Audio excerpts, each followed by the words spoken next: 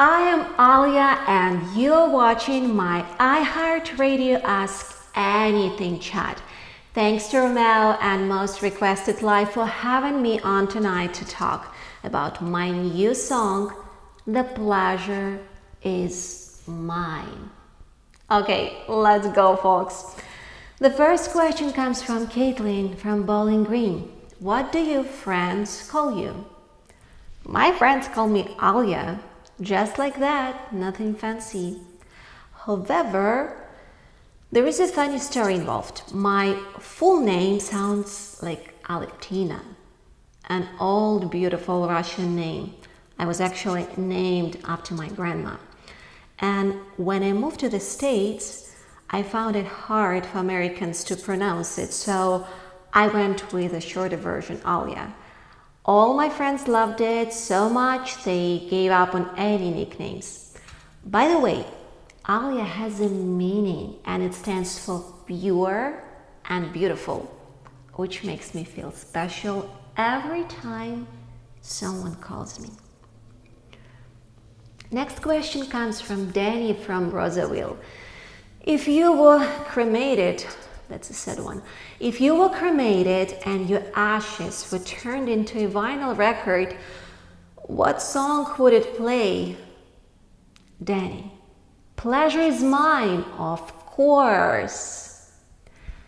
Next, Victoria from Jakarta. Wow, that's far away. Okay, Victoria is curious where I am from and how many languages do I speak. I was born in Russia and immigrated to the United States 10 years ago to start a new life here from scratch. And now you have your fingers. I speak Russian, Ukrainian, Japanese, I love Japanese, and obviously English. I am seriously actually thinking about learning Spanish since it could be very useful in Los Angeles where I live, and I've heard it's not as difficult, so I probably will give it a try. Julia from Lubbock, what is your favorite car? Bike and everything electric.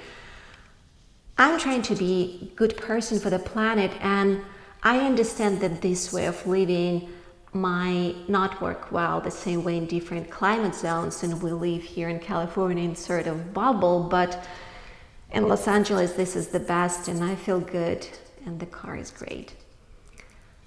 Next question is from Isabel from New York. What was the biggest surprise for you when you first got into the industry, something that you were not expecting? Oh, well, that's a hard one because I think the question will not be very cheerful. The surprising thing was that success has very little to do with someone's talent. You could work hard and be outstanding, but no luck. And I consider myself extremely lucky before anything else, and I'm humble and I'm grateful for that. The other thing that is fascinating is how fast the music industry was changing. I started making music when people still had boom boxes, and my first record was on the cassette. And you have to have a label behind you to simply release anything. Today, it's different universe. It's so much easier for talent to stand out, and it is surprising. You can record the song in your bedroom and distribute it from the same couch. I found it just really, really impressive. And next question comes from Chad from North Hollywood. How did the Pleasure Is Mine project come together? Thank you for this question. And I'm sure you heard Pleasure in Mine on the radio already. If not, go to any streaming service you use. We got an acoustic version of it as well, and it sounds fantastic. I'm so grateful that from all the songs, this one, The Pleasure in Mine, that is rooted in my Slavic culture, connects with people in so many unique ways. You know, I created this song during the pandemic, and during the pandemic, when so many of us were isolated, people had the opportunity to be more reflective about who they are. And in Heart, Pleasure in Mind is the song about understanding who you are and staying true to yourself. But it is also a celebration of female sensual superpowers. Go to the YouTube, check out the music video. You will not be disappointed. It's all there. Exotic, empowering, beautiful. I love it. Lana from Miami wants to know, did I play any sport when I was little? What did I do?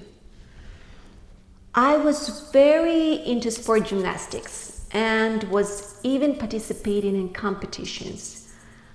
I love sports and I enjoy skiing and wakeboarding in addition to everyday exercise. And my everyday exercise, it's pretty intense. I do cardio, I ride a bike, I do several types of yoga and just weightlifting. The aging is fun, as one of my friends said. Next comes from Roxanne from Phoenix. Do you listen to old music, and what decade would you consider old? I was raised on a classical music and I studied it, I listened it a lot, I listen still a lot, and to this day it's the most inspiring, the most pure, the most wonderful music I could ever imagine. So, and it's pretty old. I mean, it's 18th, 19th century, especially Russian music. I really admire Russian classic music. It's was the best school for me as a musician. So I guess that's going to be the answer. But philosophically talking about it, I don't think that the music has an age. The music is a message and energy, and you do relate to it or you don't. It has nothing to do with the age, being old and new or trendy. It just, do you get this a message? Are you on the same frequency with me or not? So that's how I treat music personally, but it's your choice.